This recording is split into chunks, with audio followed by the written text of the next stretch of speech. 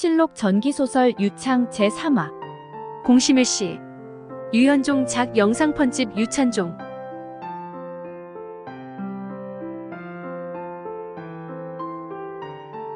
그러다가 측실이었던 반야의 몸에서 왕자를 얻었는데 그게 우였다. 이제 10살의 소년이었다. 그런데 출신을 문제 삼는 측은 반야라는 여인이 원래 신돈의 애첩이란 소문 때문에 우도 금상의 왕자가 아니라 신돈의 자식이란 것이었다. 그러나 그건 따지지 말자는 게 친원파 대신들의 주장이었다. 영면한 공민왕이 자기 자식으로 인정하여 세자로 세웠다는 것도 이유 중에 하나였다. 현재의 조정은 두 파로 나누어져 있었다. 친원파와 친명파였다. 중원을 차지한 원나라는 세조, 쿠빌라이 사후부터는 나라가 부패해져 망국의 그림자가 드리워지기 시작했다. 고려는 약 100여 년 동안 몽고원의 지배를 받았다. 가장 극심한 간섭은 충렬왕 때부터였다. 선왕인 원종 때만 해도 임금의 시호나 묘호에 왕을 붙이지 않았지만 충렬왕 때부터는 시호에 종이나 조를 못 붙이게 했다. 황제인 원의 왕만이 종이나 조를 쓸 수 있고 신하국인 고려왕은 황제 아래의 왕이니 그렇게 부르란 것이다. 고구려는 멸망할 때까지 칭제 건언했다. 임금을 제왕으로 부르고 독자적인 연호를 쓴 것이다. 광개토왕 평안호 태왕 영락제. 광개토왕은 제왕인 태왕이었고 연호는 영락이었다.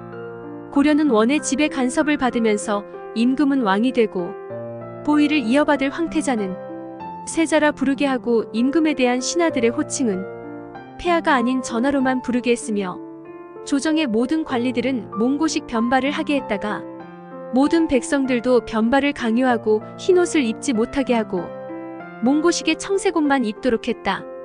게다가 세자와 왕자들은 모두 볼모로 잡혀가 원의 귀족 딸들과 혼인해야 했고 수도인데도 북경에서 연금 생활을 해야 했다.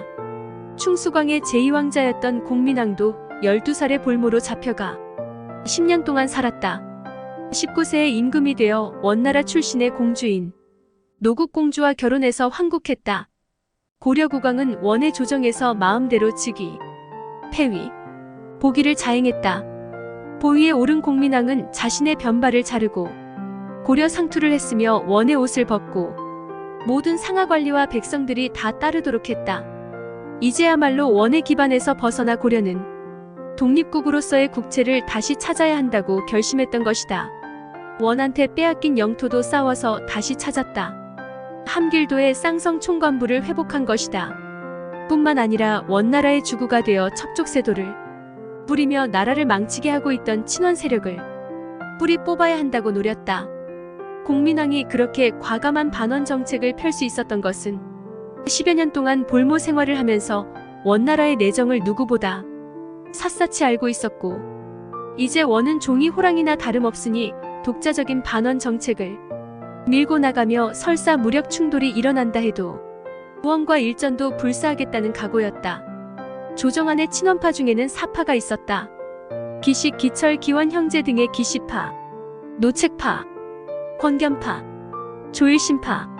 그중 기시파는 공녀 중 하나로 원나라로 잡혀갔던 기시녀가 원의 순재 눈에 들어 제2황후가 되는 바람에 그 기왕후의 오라비들인 기식, 기철 등이 첩족세도를 부리기 시작한 것이다.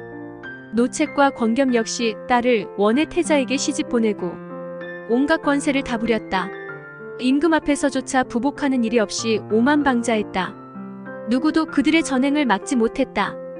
그러나 공민왕은 기회를 보다가 단숨에 여름하늘 천둥소리에 귀막을 틈도 주지 않는 것처럼 급습하여 첩족 세력들을 쓸어내는데 성공했다.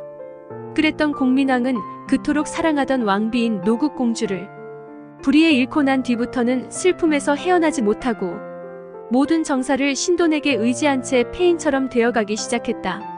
술에 취하여 살았다. 국정을 한 손에 쥐게 된 신돈은 공민왕처럼 강력한 개혁 정책을 펼쳤다.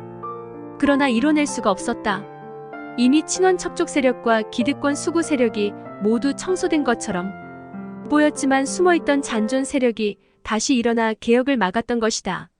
이런 사정하에서 공민왕이 시해되었으니 그 후사를 정하는데 시끄러울 수밖에 없었다.